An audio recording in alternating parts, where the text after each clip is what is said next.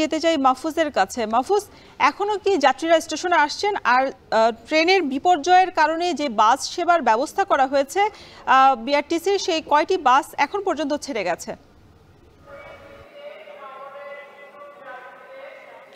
Roston, রেলওয়ের running স্টাফদের কর্মবিরতির কারণে সারা দেশের মতো চট্টগ্রামেও সকাল থেকে কোনো ট্রেন ছেড়ে যায়নি, অর্থাৎ ট্রেন চলাচল বন্ধ রয়েছে।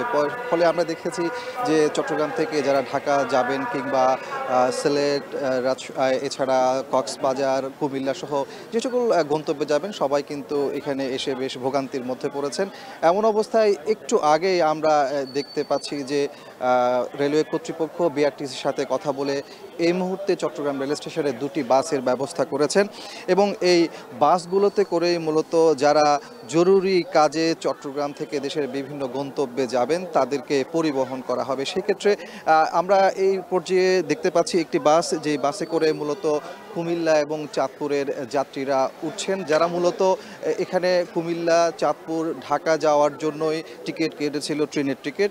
যেহেতু ট্রেন চলাচল বন্ধ রয়েছে রানিং স্টাফদের কোনো বিরতির কারণে, ফলে তারা এই বাসে করেই মূলত তাদের গন্তব্যে যাবেন। এবং এখানে যারা রেলওয়ের কর্মকর্তা রয়েছেন তাদের সাথে আমরা কথা বলেছি। ট্রেনের যে টিকিট মূল্য ছিল মূলত সেই মূল্যের বিনিময়ে এই বাসে করে তারা তাদের গন্তব্যে যেতে পারছেন, অর্থাৎ বাড়তি কোনো টাকা নেওয়া হচ্ছে না। এই ট্রেনের টিকিটের মূল্যেই মূলত তারা বাসে করেই, বিআরটিসির বাসে করেই তাদের গন্তব্যে যাবেন। এক্ষেত্রে আমরা এই মুহূর্তে যাদেরকে দেখতে পাচ্ছি এরা মূলত ব্রাহ্মণবাড়িয়া, কুমিল্লার যাত্রী, তারা ট্রেনের টিকিট কেটেছিল, এই মুহূর্তে তারা বাসে করে সেখানে যাবেন। এছাড়া ঢাকা এবং সিলেটগামী যে সকল যাত্রী ট্রেনের টিকিট কেটেছিল তাদের জন্য কিন্তু বিআরটিসি বাসের ব্যবস্থা করা হয়েছে, সেটিও কিন্তু অপেক্ষমান রয়েছে এবং যথাসময়ে সেই বাসগুলো ছেড়ে যাবে। আপনার মাধ্যমে বলে রাখি যে চট্টগ্রাম রেলওয়ে স্টেশন থেকে কিন্তু প্রতিদিন 10,000-এর বেশি যাত্রী দেশের বিভিন্ন গন্তব্যে যাতায়াত করে থাকে। সেক্ষেত্রে আমরা দেখি যে 20টির মতো ট্রেন চট্টগ্রাম রেলওয়ে স্টেশন থেকে দেশের বিভিন্ন গন্তব্যে যাতায়াত করে।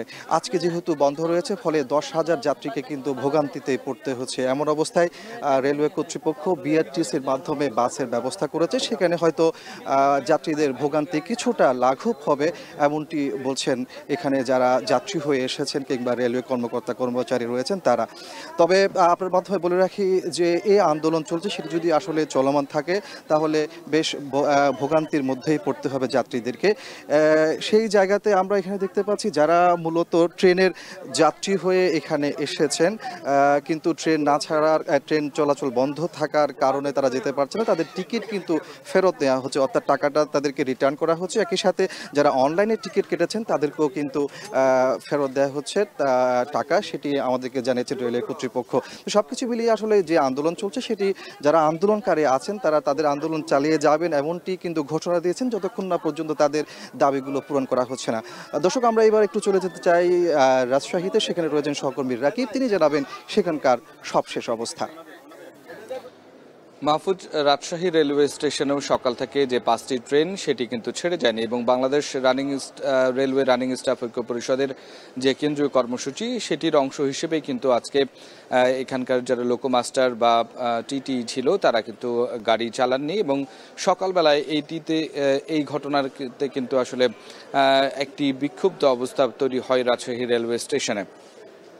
যেহেতু 5টি ট্রেন আসলে গন্তব্যের উদ্দেশ্যে ছেড়ে যেতে পারেনি, বিশেষ করে রাজশাহী থেকে রাজশাহী, খুলনা, রাজশাহী, চিলাহাটি এবং রাজশাহী, ঢাকার উদ্দেশ্যে এই ট্রেনগুলো ছিল। সেখানে প্রায় 4,500-এর বেশি যাত্রী তারা কিন্তু ভোগান্তির মধ্যে পড়ে এবং সকালবেলায় এটা নিয়ে স্টেশন মাস্টার এবং যারা টিকিট কাউন্টারে টিকিট দিচ্ছিলেন, বুকিং স্টাফ, তাদের সাথে কিন্তু যারা যাত্রীরা রয়েছেন তাদের নানা ধরনের বাকবিতণ্ডা হয়, হট্টগোল হয় এবং একটি পর্যায়ে গিয়ে যাত্রীরা আসলে এখানে বেশ কিছু কক্ষ ভাঙচুর করেছে।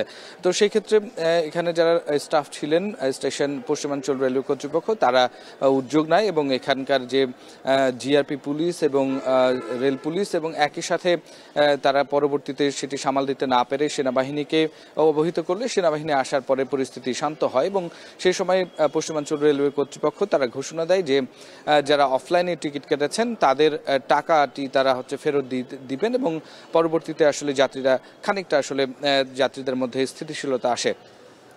এবং এর পরেই কিন্তু আসলে পশ্চিমাঞ্চল রেলওয়ে কর্তৃপক্ষ তারা টিকিটের টাকা ফেরত দেয় এবং একই সাথে যারা অনলাইনে টিকিট কেটেছিলেন তাদেরকেও আসলে অনলাইনের মাধ্যমে টাকা ফেরত দেওয়া হচ্ছে এবং এখনো পর্যন্ত সেটি চলমান রয়েছে। এর পরবর্তীতে রাজশাহী থেকে যে ট্রেনগুলো ছিল সেগুলো যেহেতু চলছে না, যার কারণে কিন্তু আসলে যাত্রীরা এখনো পর্যন্ত ট্রেনের টিকিট কাটে নাই এবং এখন পর্যন্ত যে ট্রেনগুলো গন্তব্যে ছেড়ে যাওয়ার কথা ছিল সকাল 6টা থেকে শুরু করে 7টা, 7:30 পর্যন্ত, সেই ট্রেনগুলো এখনো পর্যন্ত কিন্তু এখানে আছে।